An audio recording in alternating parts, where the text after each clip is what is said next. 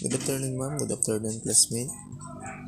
This this is our topic for this afternoon, chapter 10, processing ghosting.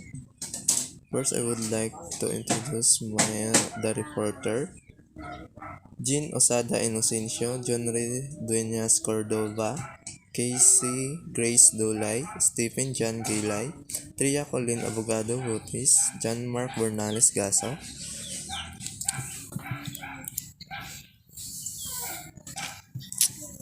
Learning objectives, define process costing and differentiate from job order costing. Define the characteristics of a process cost system. Compute for the equivalent production. Discuss and prepare a cost of production report. The basic purpose of cost accounting is the accumulation of data designed to provide management with accurate information on the cost of manufacturing a product. For, for example, production of calamansi juice for the month of April. So dito yung task ng cost accounting is siya ang nagagather ng information or pinapakita niya ang buong data of the production period. So yung accurate information lamang. So sample pag 1,000 yung cost ng raw materials ng raw materials. So yun lang yung ipinapakita or kinocompute ni cost accounting. Then, when a manufacturing process involves the continuous production of identical units rather than distinguishable job slots, there can be no job orientation. So kapag tuloy-tuloy daw yung production ng halimbawa ng kalamansi, so walang gagawin yung company or walang babaguhin si company para i-update or improve pa yung production ng kalamansi kasi stable naman siya in the market. Next, when there is no obvious start or finish, we use a process costing system to accumulate and allocate manufacturing costs. So, pag hindi daw clear yung mga raw materials or na ginamit o sa pagbuo ng isang product, like for example, may yung product mo is may similarity siya sa another product mo. So, mahihirapan po yung company sa pag-determine. Kaya, gumagamit po sila ng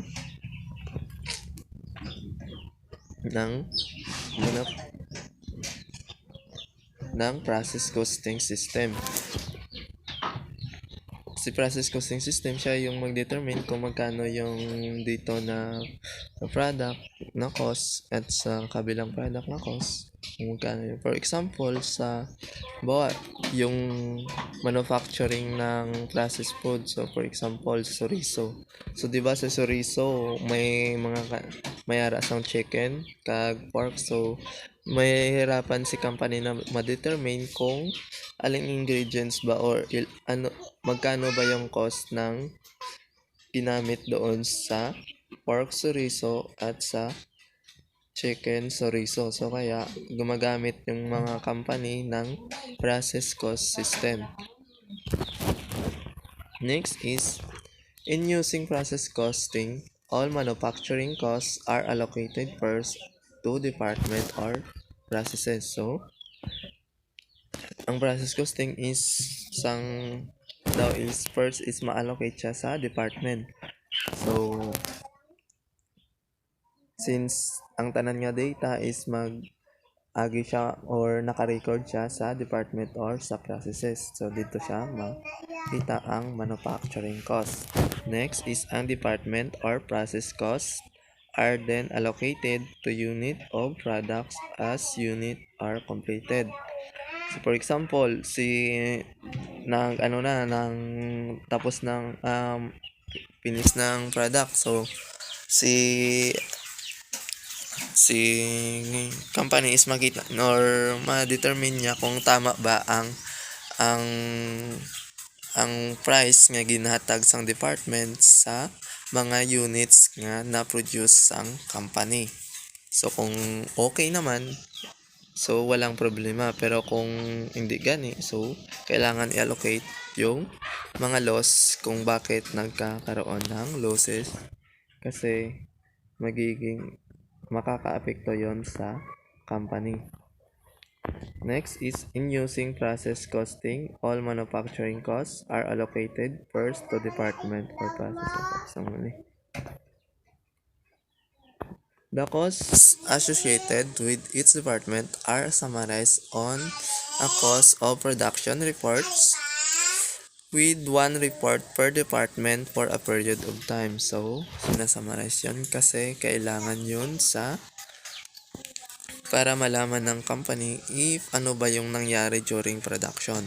So, every department kailangan magpasa sang summarized report. And at the end of each period, the costs accumulated on each such report will be allocated between end of period work in process and unit transferred to the next process, or in the case of the final process, to finishing goods. So, doon makikita yung mga cost na nagamit or na acquired during production. So, between daw sa end of a period work in process and sa unit transferred to the next process.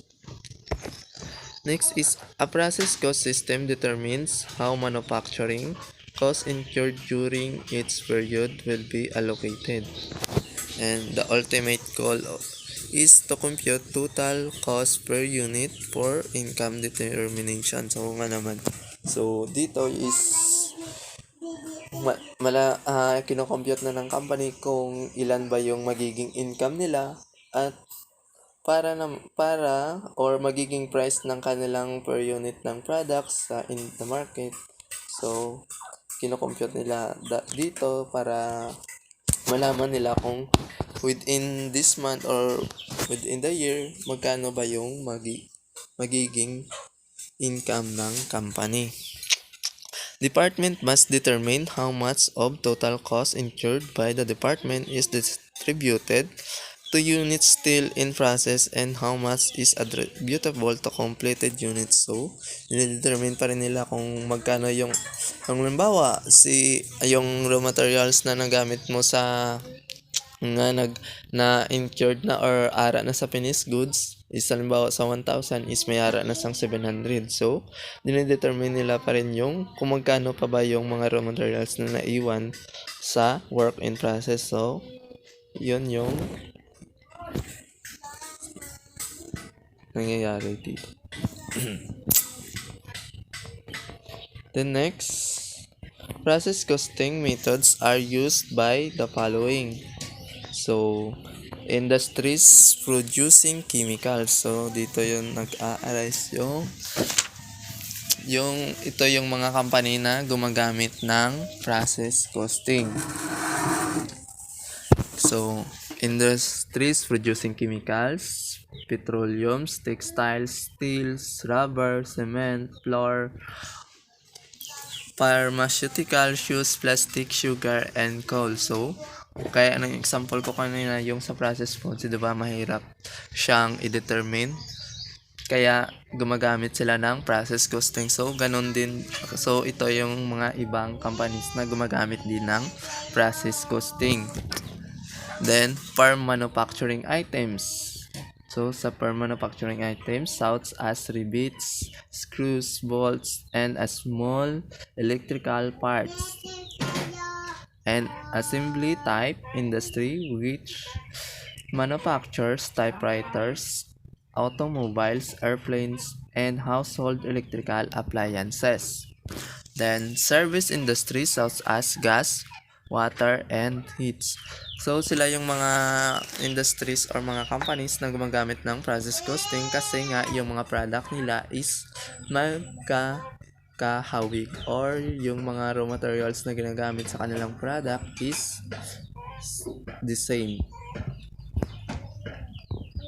Or may ara man pinagkaiba pero mostly similar talaga yung mga raw materials na ginagamit. The next, characteristic of a process cost system. So, characteristic of a process cost system, number one, costs are accumulated by department or cost center. Then, each department has its own general ledger, work, and process inventory account.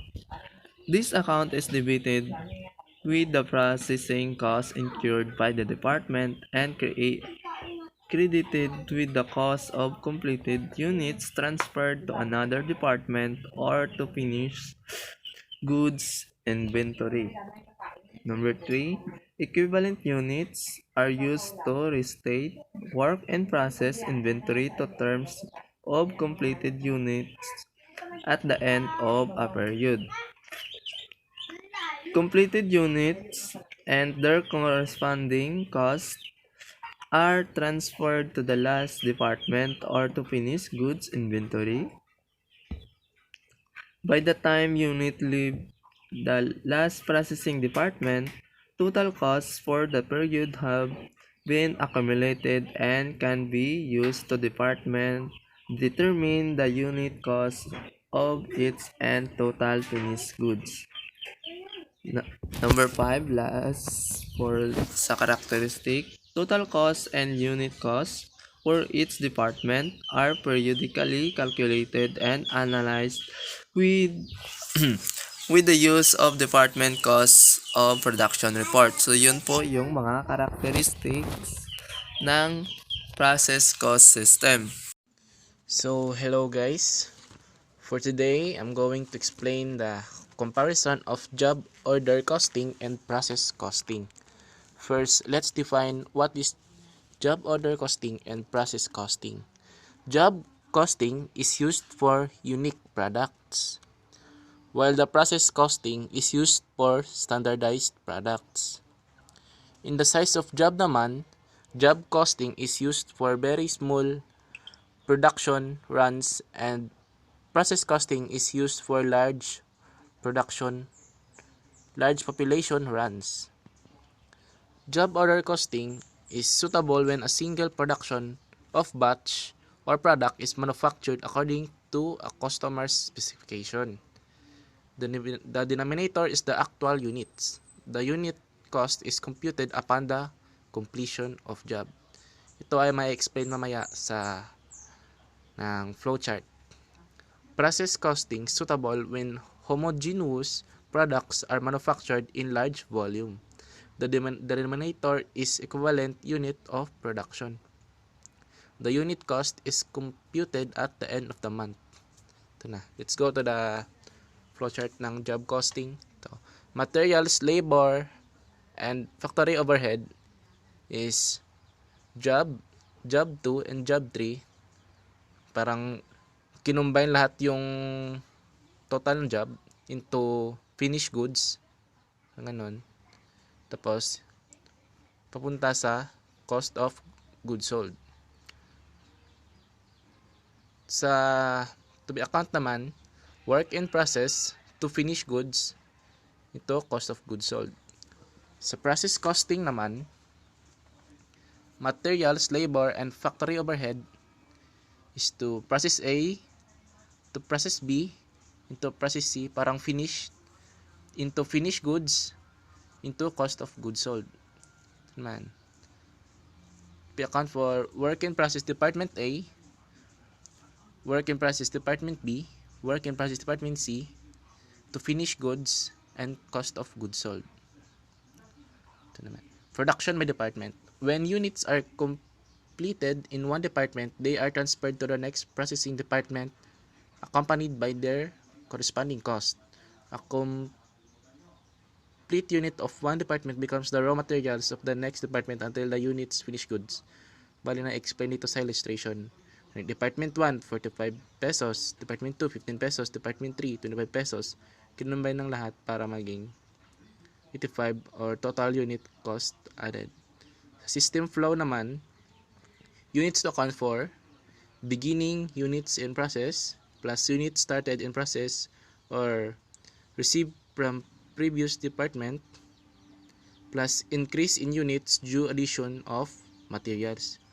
Sa units accounted for naman, units completed and transferred, units completed and on hand, and plus units in process and So, a product can flow through a factory in three different ways. First, sequential product flow. The initial raw materials are placed into process in the first department and flow through every department in the factory. Additional materials may or may not be added. All items purchased go through the same process in the same sequence. So, muna siya ang sequential product flow. Second, parallel product flow. Certain portions of the work are done at the same time and then brought together for the final process and upon completion transferred to finished goods inventory. So here are the parallel product flow.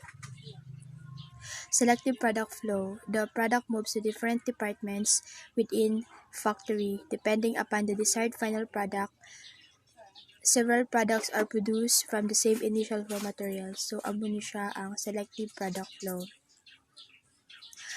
Procedures, direct materials, direct labor, and factory overhead. The normal procedures of cost accounting are used to accumulate the three product cost elements. The process costing is concerned, however, with the assignment of this cost to the appropriate department work in process inventory account. So, direct materials always be added in the first processing department, but they are also usually added in other departments. So, sa left side, mara sang department 1, and then the right side is issuance of direct materials. So, work in process department 1, debit, and then credit materials. Direct labor. The amount charged to each department are determined by the gross earnings of the employees assigned to each department. Process costing reduce the amount of paperwork needed to assign labor work. So, here are the entry to distribute direct labor. First, work in process department 1, debit, work in process department 2, debit, work in process department 3, debit, and payroll, credit. So, let's discuss the factory overhead. Pag sinabi yung factory overhead, yung mga cost na na-incurred natin during the manufacturing process. Hindi include dyan yung mga direct labor and direct materials. So, factory overhead applied using either of the following two methods. So, pwede natin i-apply itong dalawang methods, each either of the two. So, first is applied factory overhead to work in process inventory at a predetermined application rate. So, yung una, applied factory overhead natin doon sa work in process na mayroong predetermined application rate. So, may mga rate. Number 2, charges actual factory cost incurred to work in process inventory. So, to better understand, we have here the illustration, work in process inventory department 1, 2, and 3, then factory overhead applied. So, the cost of production report. So, an analysis of the activity in the department or cost center of the period. So, dito sa cost of production report, gina-analyze natin yung mga activity doon sa department or cost of the center period. Kung magkano nga ba yung mga cost related doon sa mga activities. So, all costs chargeable to a department or cost center are presented according to cost elements. So, yung mga cost na chargeable doon sa department is gina-present yan doon according sa kanilang mga cost elements. So, total and unit costs are determined and summarized on a cost production report. So, yung gagamit ang production report, dito natin gina-summarize and gina-determine yung mga total and unit cost na ating na-incurred kumaga. So, we have here these steps provide a uniform approach in preparing the cost of production report. So, para mas maging uniform yung ating presentations related sa production report, so, we have here the 4 steps. The first one is the quantity schedule. Pag sinabi natin quantity schedule, concerned only with the whole units regardless of the stages of completion. So, dito is concerned lang siya doon sa mga units regardless doon sa stages, which is yung stages. Pag sinabi natin stages of completion, kung anong stage na natapos yung ating product na ginagawa. So, step 2, calculate equivalent units and unit cost. So we have here the equivalent production equals to total unit completed plus yung mga incomplete units restated in terms of complete units. So we have the incomplete units are accounted for work in process inventory until they are completed and transferred to finished goods. So yung mga incomplete natin na units, that's accounted for work in process, meaning on process pala yung mga product na gagawin. Then pag natapos na yan sila, pag na-complete na or completed na, ita-transfer na sa kanila sa finished goods inventory para mabenta.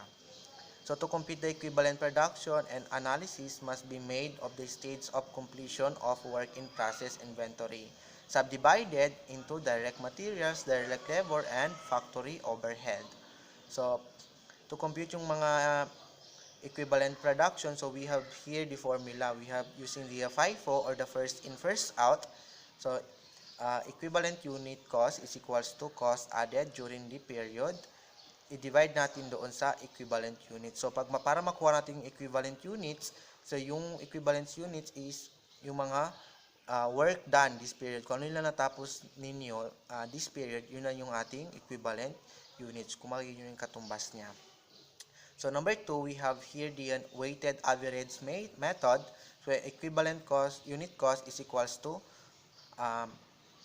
cost last period plus the cost added this period. So yung previous natin na cost plus yung ating cost na within this period. So i-divide natin doon sa equivalent units. So para makuha yung equivalent units, work done last period plus yung work done this period. So step 3, determine the cost to be accounted for. So the cost that our department is responsible for any come for several sources. The department is not the first department in the production process. It will receive costs from other departments when the units from this department are received in its operation. So each department will incur direct materials, direct labor, and factory overhead in its own processing. So ibig sabihin, hindi lang isang department yung pwedeng mag-ako ng lahat ng responsibility. Of course, mga other department, pwede rin they're also responsible for any several come from several resources. So number 4, the accounts for all costs. So the accounts for all costs, the costs are assigned to the cost center receiving unit transfer out of the department. Then the remaining costs are assigned to the units remaining in the department and in some cases to any unit lost. So yung mga na-assigned na cost sa center receiving units is transferred out or ginaalis natin dun sa mga out of department. So yung mga remaining na cost naman is gina-assign doon sa units na naiwan doon sa mga departments, in some cases to any unit lost. Method of costing under process costing. First, FIFO method. Second, weighted average method.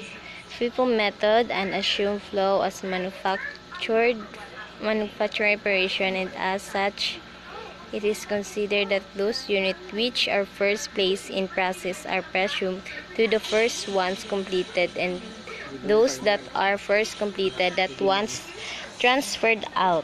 Characteristic of FIFO. First, the work is processed beginning in the department. We receive a separate computation for its equivalent production. Second, the unit started, completed, and transferred will have its own computation for equivalent production. Weighted average method, the assumed flow of manufacturing operation.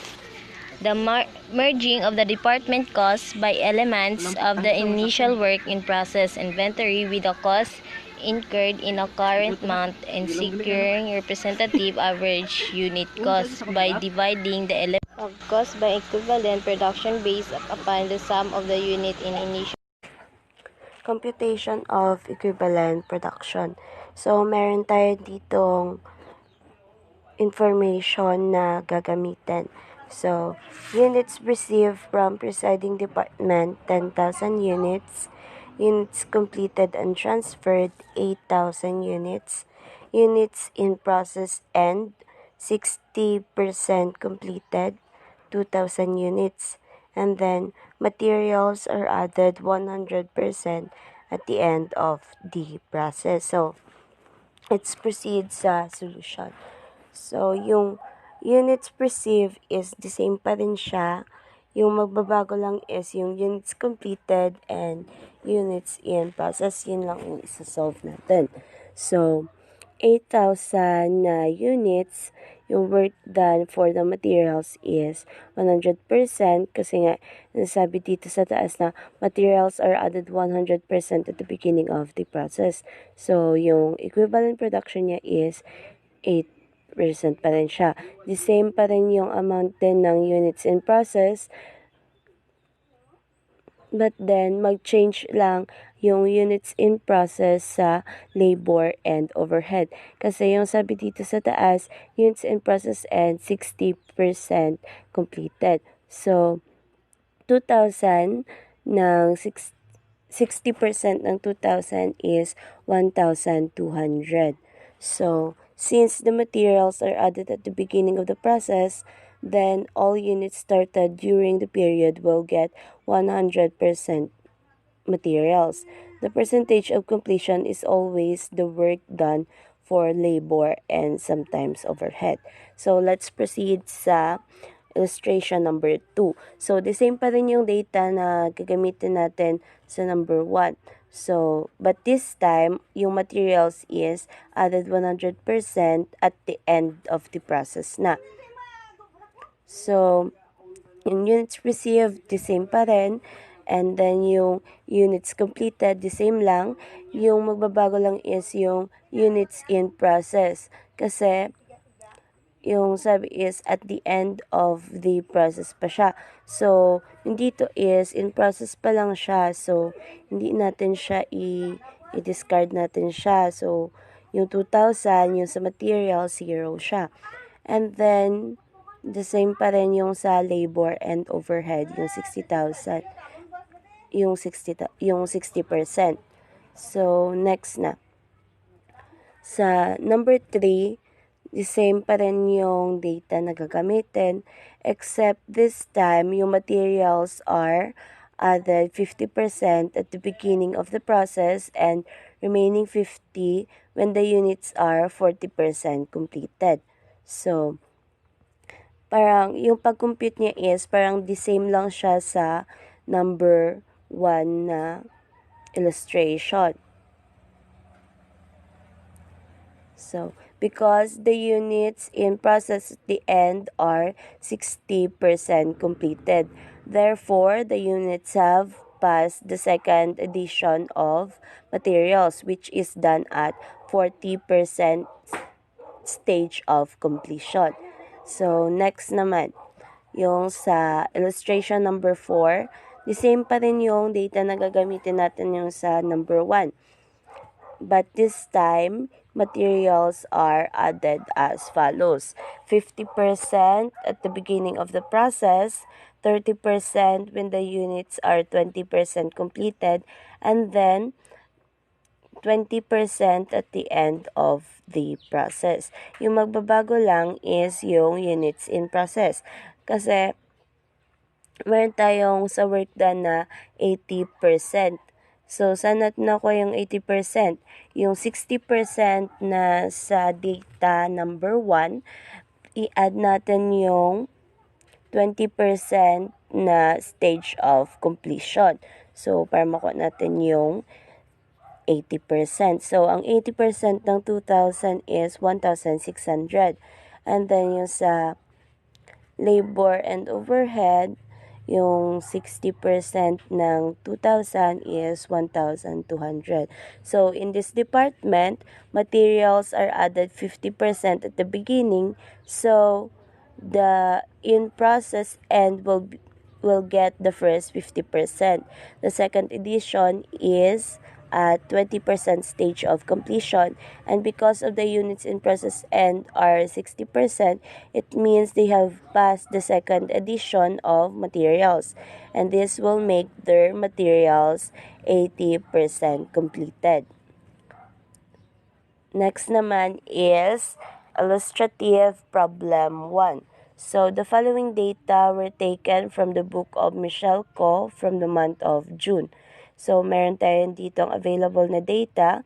So, let's proceed. So, Michelle Ko cost of production report for the month of June. So, ito yung para lang sa Department 1 muna.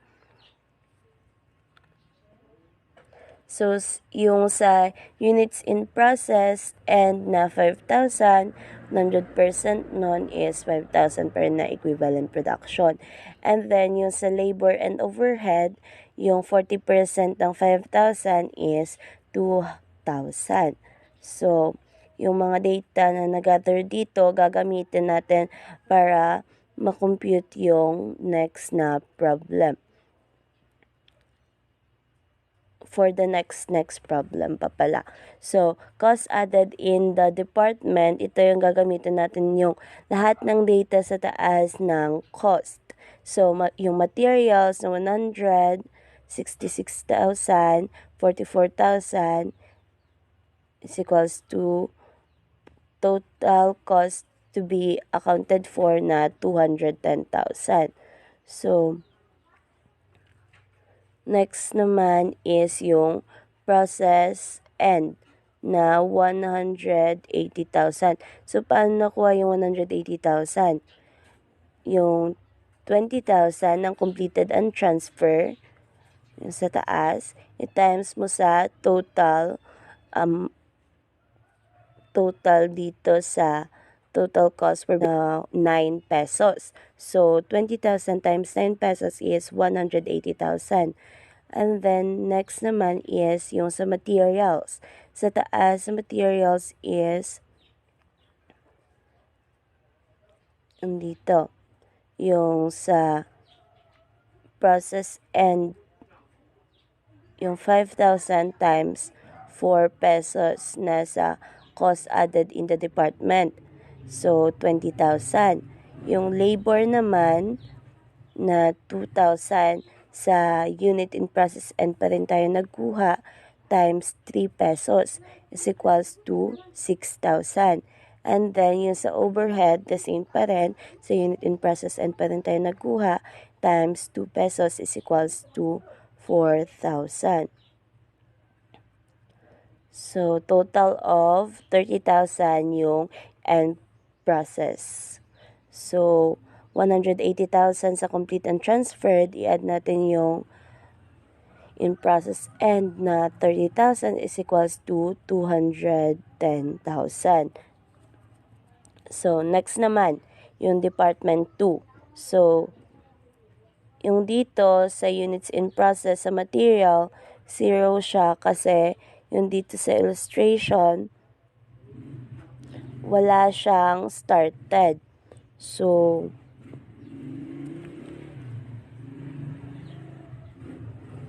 pero sa labor and overhead niya is merong 50%. Tama ba? So, yung 50% ng 2,000 is 1,000. And then, next naman, dito na tayo sa cost charge to the department. So, i-add natin dito yung 180,000 na sa Department 1 at yung 9 pesos.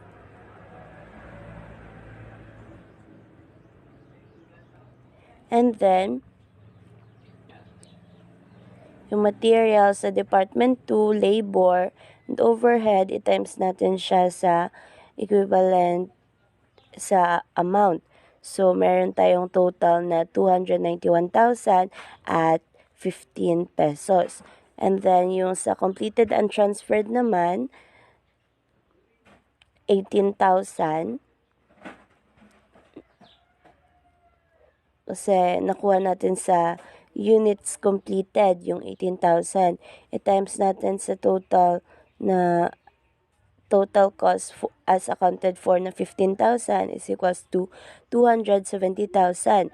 At dito naman tayo sa in process end, yung cost of presiding na 2,000 times 9 is equals 18,000. Wala tayong materials. Next is labor. Yung labor natin is 1,000. Kita natin dito sa taas. Times 2 pesos. So, mayroon tayong 2,000. Overhead natin, 1,000 din times 1 is equals 1,000. So, yung completed transfer natin na 270,000, i-add natin yung in-process end natin na total na 21,000 is equals to 291,000. So, next naman is, i-compute natin yung unit cost ng each department sa materials, labor, and overhead. So, first sa materials, 100 divide 25. So, yung 100 is yung material cost ng Department 1, divide natin sa 25 na total ng equivalent production is equals to 4 pesos. And then yung sa labor na 66,000, divide natin sa 22,000 na equivalent production is equals 3 pesos. Yung sa overhead is 44,000, and then divide din natin sa 22,000 na equivalent production is equals to 2 pesos. Next naman is sa Department 2. The same process pa din siya, pero iba na yung mga amount nila kasi nakabase ito sa Department 2 na amount. So, sa Department 2 is 54 pesos, 54,000, divide natin siya sa 18,000 na equivalent production ng material is equals to 3 pesos. Next naman is yung sa labor na 38,000, i-divide mo siya sa equivalent production ng labor and overhead na 19,000. The same sa overhead. Yung 19,000 niya na cost, and then divide mo sa overhead equivalent production na 19,000 din, so 1 pesos. So,